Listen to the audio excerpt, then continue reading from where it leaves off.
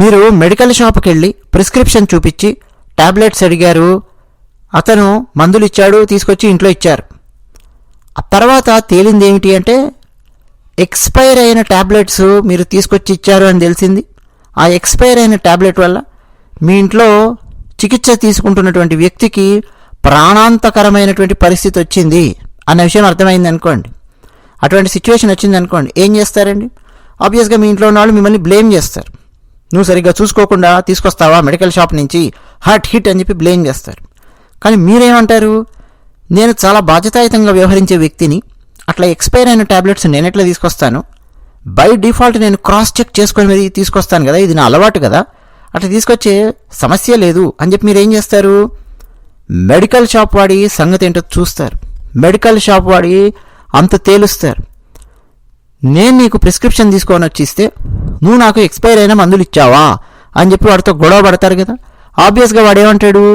లేదు లేదు, నేను సరైన మందులే ఇచ్చాను, నువ్వు ఎక్కడ వేరే మందులు తీసుకొచ్చేసావా నాకేం తెలుసు అంటాడు.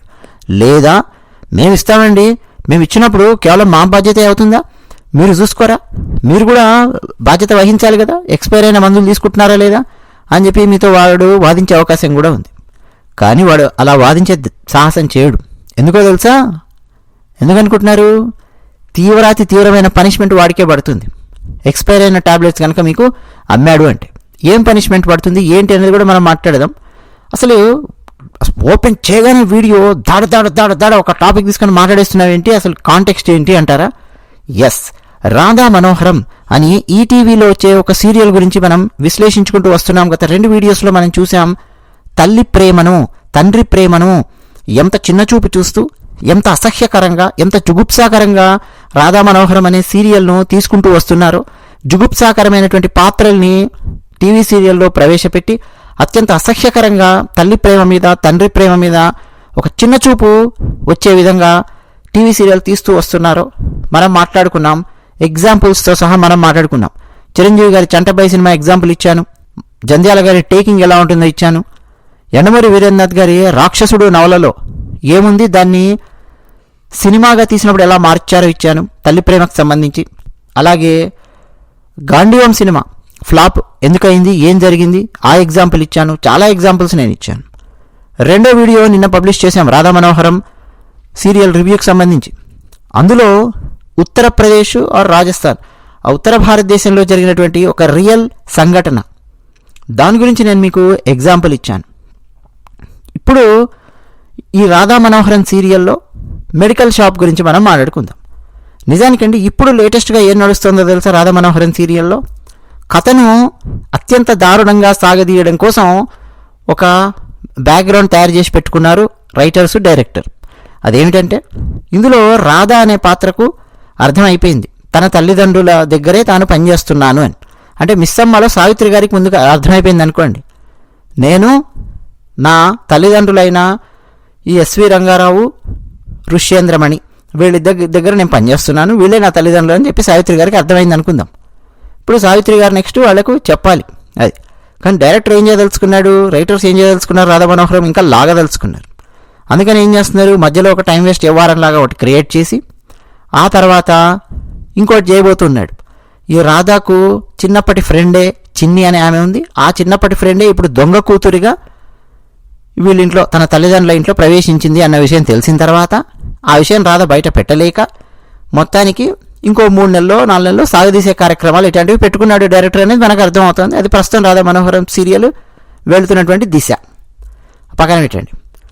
ఈ టీవీ సీరియల్స్ డైరెక్టర్స్, రైటర్స్ యొక్క బలం ఏంటో తెలుసా? ప్రేక్షకులకు మెమరీ పవర్ ఉండదు అని అనుకోవడమే వీళ్ళకున్నటువంటి బలం. ప్రేక్షకులు బుర్రలేని గొర్రెలు అని చెప్పి ఫస్ట్ ఫిక్స్ అయిపోయి కథ రాసుకుంటూ వెళ్ళిపోవడమే వీళ్ళకున్నటువంటి బలం. ఒక కథ కానీ, ఒక నవల కానీ, లేదా ఒక సినిమా కానీ ఉందనుకోండి, అది మన చేతుల్లో ఉంటుంది. 3 గంటల సినిమా మన చేతుల్లో ఉంటుంది. ఎక్కడ ఏ సీన్ ఏమైంది మళ్ళీ తెలుసుకోవాలంటే మళ్ళీ బ్యాక్ వెళ్ళి చెక్ చేసి మనం వాయించి పారేస్తాం బాగాలేకపోతే, కనెక్టింగ్ అనేది సరిగ్గా లేకపోతే. సేమ్ నవల అంతే, మన చేతుల్లో ఉంటుంది. కానీ టీవీ సీరియల్స్ యొక్క గొప్పతనం ఏంటంటే, మహత్యం ఏంటంటే, అవి అలా వెళ్తూ ఉంటాయి, లూజ్ ఎండ్స్ ఉంటాయి కథ లోపల. ఇష్టం వచ్చినట్టు సీన్స్ తీసేసి ఇష్టం వచ్చినట్టు వాడేసుకొని ఎక్కడ పడితే అక్కడ అట్లా వదిలేస్తూ ఉంటారు సంఘటనలను, వాటన్నింటినీ. దానికి ఒక తల ఉండదు, తోక ఉండదు, తర్కం ఉండదు. కానీ ప్రేక్షకులు మళ్ళీ ఆ సంఘటనల గురించి ఆలోచించరు, ప్రేక్షకులకు అది గుర్తుండదు, ప్రేక్షకులకు మెమరీ పవర్ ఉండదు అనేదే టీవీ సీరియల్ రైటర్స్, డైరెక్టర్స్ యొక్క బలం అన్నమాట. మెడికల్ సంగతి ఏంటో మనం మాట్లాడదాం. రాధా మనోహరన్ సీరియల్లో సావిత్రి గారు, రామారావు గారు పనిచేస్తున్నారు కదా, ఏది మిస్సమ్మ సినిమాలో పనిచేస్తున్నారు కదా ఒక దగ్గర. అందులో ఎస్వి రంగారావు గారు మెట్ల మీద నుంచి జారిపడి దెబ్బ తగిలించుకున్నారు అనుకుందాం. వెంటనే డాక్టర్ గారు వాళ్ళు వచ్చి ఈయనకి మందులు తీసుకురావాలి అని చెప్పి రాశారు. నేను తీసుకొస్తాను అని చెప్పి సావిత్రి గారు, అదే రాధా మనోహరన్ సీరియల్లో రాధా మెడికల్ షాప్కి వెళ్ళి ప్రిస్క్రిప్షన్ చూపించి మందులు ఇవ్వండి అని చెప్పి మెడికల్ షాప్ వాడు చక్కగా మందులు ఇచ్చాడు. ఎక్స్పైర్ అయిన మందులు ఇవ్వలేదు, చక్కగా క్రాస్ చెక్ చేసుకొని ఎక్స్పైర్ అవని మందులే ఇచ్చాడు. ఈ అమ్మాయి కూడా బాధ్యతాయుతంగా చెక్ చేసుకుంది, సావిత్రి అలియాస్ రాధ, తీసుకొని వచ్చి ఇంట్లో ఇచ్చింది. ఇస్తే ఎస్వి రంగారావు గారికి ఆ మందులు వేశారు. ఆ మందు వేసిన తర్వాత ఆయనకు ఇంకా చాలా సీరియస్ అయిపోయింది, ప్రాణాంతకరమైన పరిస్థితి వచ్చింది. వెంటనే డాక్టర్ని పిలిచి చూపించేసరికి డాక్టర్కి అర్థం కాలేదు. ఒకసారి ఏం ట్యాబ్లెట్లు వేసారమ్మా, నేను రాసిచ్చినవేనా అని చెప్పి తీసుకొని చూస్తే అవి ఎక్స్పైర్ అయిన ట్యాబ్లెట్స్ అని చెప్పి డాక్టర్కి అర్థమయ్యింది. ఎవరు తెచ్చారమ్మా ఈ ఎక్స్పైర్ అయిన ట్యాబ్లెట్స్ అని చెప్పి డాక్టర్ కై అని చెప్పి అరిచాడు. ఇప్పుడు ఇంట్లో ఉన్న వాళ్లకు, అదే ఎస్వి రంగారావు గారి భార్య ఋష్యేంద్రమణికి, ఇంట్లో ఉన్న వాళ్లకు ఒళ్ళు మండిపోతుంది కదా సావిత్రి అలియాస్ రాధ మీద. ఇప్పుడు ఆ రాధ పాత్రని ఫుల్గా తిట్టేసి, ఇంకా సావిత్రి గారు చెంపబగలగొట్టి, అదే రాధ చెంపబగలగొట్టి, హెట్ నువ్వు ఎక్స్పైర్ అయిన మందులు తీసుకొస్తావా, బాధ్యత లేదా నీకు, నువ్వు బాధ్యతాయుతంగా వ్యవహరిస్తావని చెప్పి అనుకొని నిన్ను మెడికల్ షాప్కి వెళ్ళి తీసుకురామని చెప్తే నువ్వు చెంపబగల కొట్టించుకునే పరిస్థితి తీసుకొస్తావా అని చెప్పి ఇంట్లో ఉన్న వాళ్ళు ఫీల్ అవుతున్నారనమాట. సో ఇక్కడ మధ్యలో ఏం జరిగిందంటే, రాధా మనోహరన్ సీరియల్లో ఒక దొంగ కూతురు ఒక ఆమె వీళ్ళింట్లో వచ్చింది కదండి, సత్య అనేటటువంటి పాత్ర అనమాట. నేనే మీ కూతుర్ని అని చెప్పి తల్లిదండ్రుల ప్రేమను ఆడుకునే విధంగా డైరెక్టరు, రైటరు వీళ్ళు రాసుకున్నారు. ఇప్పుడు ఈ సత్య అనే పాత్ర మెడికల్ షాప్కి వెళ్ళి నాకు ఎక్స్పైర్ అయిన మందులు ఇవ్వండి అని ఫలానా మందు పేరు చెప్పి ఎక్స్పైర్ అయిన మందులు ఇవ్వండి అని అంటే మెడికల్ షాప్ వాడు అట్లా ఇవ్వమమ్మా మేము ఎక్స్పైర్ అయిన మందులు అని చెప్పి వాడు సహజంగానే అంటాడు. లేదు నాకు ఇవ్వండి, మేము ఏదో ఒక టెస్ట్ చేస్తూ ఉన్నాము, ఒక ప్రాజెక్ట్ వర్క్ కోసము మాకు ఎక్స్పైర్ అయిన మందులు కావాలి, ఏదో రీసెర్చ్ చేస్తున్నాము ఏదో చెప్పుద్ది అనమాట. చెప్పంగానే వాడు తీసి ఎక్స్పైర్ అయిన మందులు, ఓహో అలాగా రీసెర్చ్ చేస్తున్నారా అని చెప్పి ఆ బుర్రలేని గొర్రె మెడికల్ షాపుడు ఈమె చేతికి ఇస్తాడనమాట. అంటే కథ కన్వీనియన్స్ కోసం ఎట్లా పడితే అట్లా రాసేయడమే అండి, ప్రేక్షకులకు బుర్ర లేదనుకోని. సో ఇప్పుడు ఆ ఎక్స్పైర్ అయిన ట్యాబ్లెట్ తీసుకొని వచ్చి ఇంటికి వచ్చి ఈ దొంగ కూతురు సావిత్రి గారు తీసుకొచ్చినటువంటి మందుల్ని పక్కనెక్కడో బారేసి ఆ మందుల స్థానంలో ఈ మందులు పెడుతుందన్నమాట. ఇప్పుడు ఇంట్లో ఉన్న వాళ్ళు ఏం చేస్తారు, ఆ ఎక్స్పైర్ అయిన మందులు చూసుకోకుండా వాళ్ళు ఇస్తారు. మొత్తానికి ఆయన బెడ్ మీద పడే పరిస్థితి. సరే మొత్తానికి డాక్టర్ ఆయనను కింద మీద పడి సేవ్ చేస్తాడు. ఎస్వి రంగారావు పాత్రకు మధ్యలోనే పిండం పెట్టిస్తే ఇక కథ పూర్తిగా చెట్టెక్కుతుంది కాబట్టి అట్లా చేయకుండా మొత్తానికి డాక్టర్ ఆయనను కాపాడతాడు. కానీ ఇక్కడ మ్యాటర్ ఏంటి, ఎక్స్పైర్ అయిన మందుల్ని రాధా అనే పాత్ర తీసుకొని వచ్చింది, బాధ్యత లేకుండా వ్యవహరించింది అని చెప్పి ఆబ్వియస్గా ఎస్వి రంగారావు భార్య కోపం వచ్చేస్తుంది. మిస్సమ్మ సినిమా అండి, అదే రాధా మనోహరన్ సినిమా అంటే మిస్సమ్మ సినిమా బై డిఫాల్ట్, గుర్తుపెట్టుకోండి. కోపం వచ్చేస్తుంది, ఇదే కదా జరుగుతుంది, అదే జరిగిందనమాట. ఎంత ఈజీగా లూజ్ ఎండ్స్ వదిలేస్తారు టీవీ సీరియల్స్లో రైటర్స్, డైరెక్టర్స్ అని చెప్పడానికి ఇది ఒక చిన్న ఉదాహరణ అండి. ఎవరైనా కానీ, బుద్ధి జ్ఞానం ఉన్నవాడు ఎవడైనా కానీ మెడకాయ మీద తలకాయ లోపల బ్రెయిన్ కాయ ఉన్నవాడు ఎవడైనా కానీ ఏం చేస్తాడో తెలుసా, రాధా అనే పాత్ర, ఆ రాధ మొగుడు మనోహరం అనే పాత్ర మెడికల్ షాప్ వాడి దగ్గరికి వెళ్ళి వాడితో దెబ్బలాడతారు. నువ్వు నాకు ఎక్స్పైర్ అయిన మందులు ఎందుకు ఇచ్చావు అని చెప్పి అడుగుతారు. లేదు నేను ఎక్స్పైర్ అయిన మందులు ఇవ్వలేదు, నేను కరెక్ట్గానే ఇచ్చాను మందులు, పైగా నేను ఎక్స్పైర్ అయినవి ఇచ్చానా లేదనేది మీరు కూడా చూసుకోవాలి కదా, బాధ్యత మీ మీద కూడా ఉంది కదా అని చెప్పైనా వాడు వాదించే అవకాశం ఉంది. లేదండి నేను కరెక్ట్ మందులే ఇచ్చాను, నేను ఇచ్చిన మందులు కాకుండా మీరు మరో చోట ఎవరైనా సరే తెచ్చినటువంటి మందుల్ని ఉపయోగించారేమో చూడండి అని చెప్పి అంటాడే లేదు వాడు. లేదు నువ్వు ఇచ్చిన మందులే మేము తీసుకెళ్ళాము అని చెప్పి వీళ్ళు అంటారు.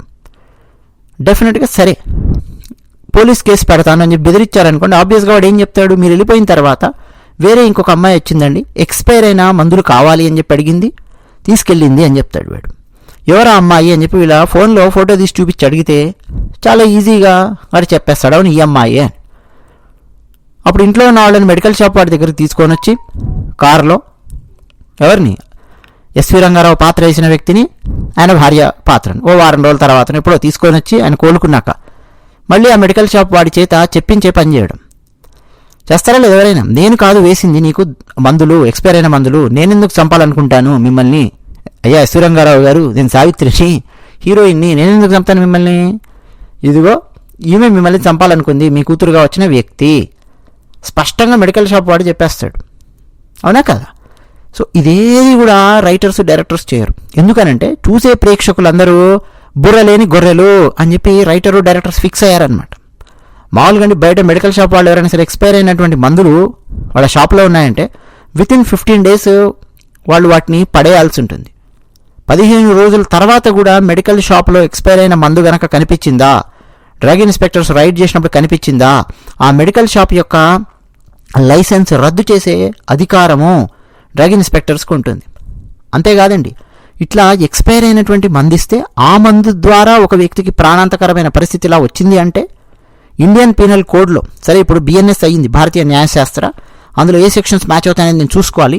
ఐపీసీ అంటేనేమో నాకు నోట్లో ఉంటుంది కాబట్టి చెప్తున్నాను. 269, 270, 274, 275 వీటి కింద ఐపీసీలో సెక్షన్స్ బుక్ అవుతాయండి. 2 సంవత్సరాల వరకు కారాగార శిక్ష పడుతుంది, ఫైను పడుతుంది, ఎంత ₹1,00,000 తగ్గకుండా ఫైన్ పడుతుంది, అంటే అంతకు మించే ఫైన్ పడుతుంది. అంతేకాదు వేరే అంటే ఐపీసీ ఒకటే కాదు అట్రాక్ట్ అయ్యేది, కన్జ్యూమర్ ప్రొటెక్షన్ లా కూడా అట్రాక్ట్ అవుతుంది 1986 కోర్టు లోపల. సో ఇటువంటి సీరియస్ చట్టాలు ఉన్నాయి, ఇటువంటి సీరియస్ నేరం కిందికి వస్తుంది ఎక్స్పైర్ అయిన మందు అమ్మడం అన్నది. ఓకే, సో డెఫినెట్గా మెడికల్ షాప్ వాడిని తిట్టడం మొదలెడితే, మెడికల్ షాప్ వాడితో ఆర్గ్యూ చేయడం మొదలెడితే వాడే చెప్తాడు సీరియల్ లోపల, నేను మీకు కరెక్ట్ మందులే ఇచ్చానమ్మా, మీరు వచ్చి వెళ్ళిన తర్వాత వేరే ఆమె ఇంకొక ఆమె వచ్చి ప్రాజెక్టో రీసెర్చో ఏదో చెప్పి అడిగితే నేను ఆమెకి ఇచ్చాను అని చెప్పి అంటాడు. నువ్వు అట్ట ఎట్లు ఇస్తావు, వేరే వాడు రీసెర్చ్ అని చెప్పి అంటాడు, ఏదో అంటాడు, అయినా సరే నువ్వు అట్ట ఎట్లు ఇస్తావు, దానికి కూడా నువ్వు బాధ్యత వహించాల్సిందే అని చెప్పి వాడిని రోడ్డు మీద పెడితే అని అంటే ఆబ్వియస్గా వాడు చెప్పేస్తాడు. ఇదేది కూడా చేయడండి రైటర్ కానీ డైరెక్టర్ కానీ. ఎందుకని నేను ఫస్ట్ నుంచి చెప్తూనే ఉన్నాను, ప్రేక్షకులు బుర్రలేని గొర్రెలు అని రాధా మనోహరం సీరియల్ తీసే డైరెక్టర్ రైటర్స్ డిసైడ్ అయిపోయి టీవీ సీరియల్ తీసుకుంటూ వెళ్ళిపోతూ ఉన్నారు, లాగడం కోసం ప్రయత్నం చేస్తున్నారు. రాధ అనే పాత్ర తన ఒరిజినల్ తల్లిదండ్రుల ఇంట్లోనే ఆమె పనిచేస్తూ ఆ తల్లిదండ్రులకు దగ్గర అవ్వకుండా ఉండే విధంగా టీవీ సీరియల్ డిజైన్ చేసుకుంటూ వెళ్ళిపోతున్నాడు, లాగుతూ ఉన్నాడు అనమాట, లాగుతూ ఉన్నాడు.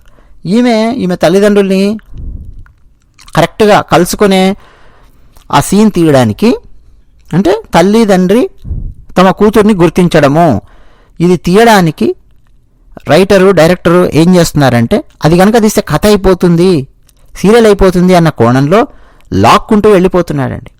ఒక సి గ్రేడ్ రైటర్స్, ఒక సి గ్రేడ్ డైరెక్టరు రాధా మనోహరం అనేటటువంటి సీరియల్ను డైరెక్ట్ చేస్తూ ఉన్నారు.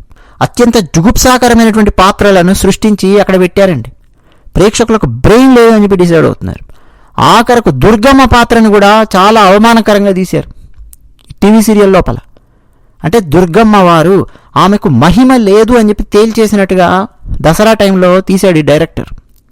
ఎవరు తీయడండి ఇంతవరకు, ఏ డైరెక్టర్ కానీ ఏ రైటర్స్ కానీ ఎవ్వరు కానీ హిందూ మతం మీద గౌరవం ఉన్నటువంటి వాళ్ళు ఎవరైనా కానీ అమ్మవారి పాత్రను ప్రవేశపెట్టినటువంటి ఏ సినిమాలలో ఏ సీరియల్స్లో కానీ ఎందులో కానీ అమ్మవారికి మహిమ లేదు అని చెప్పి ఎవరు తీయరండి.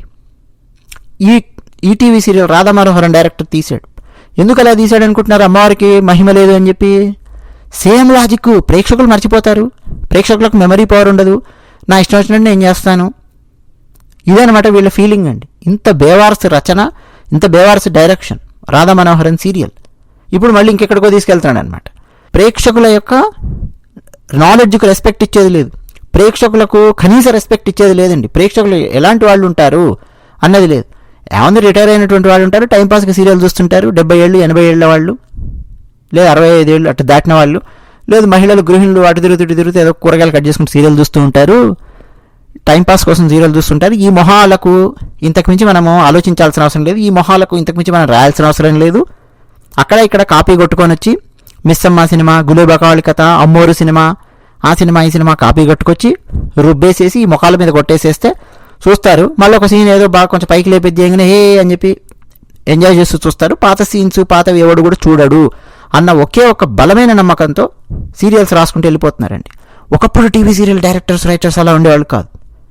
లేదు, ప్రేక్షకుల యొక్క భావోద్వేగాలకు, ప్రేక్షకుల యొక్క ఇంటెలిజెన్స్కు రెస్పెక్ట్ ఇస్తూ టీవీ సీరియల్స్ తీసినటువంటి వాళ్ళు ఉన్నారు, టీవీ సీరియల్స్ రాసినటువంటి వాళ్ళు ఉన్నారు, టీవీ సీరియల్స్ డైరెక్ట్ చేసినటువంటి వాళ్ళు ఉన్నారు. కానీ ఈరోజు ఈటీవీ లాంటి ఒక పెద్ద ప్లాట్ఫామ్ దొరికితే దాన్ని దుర్వినియోగం చేసుకునే రైటర్స్ డైరెక్టర్స్ దొరికారు. మరిన్ని విషయాలు మనం మాట్లాడదాం ఈ సీరియల్ గురించి. ధన్యవాదాలు.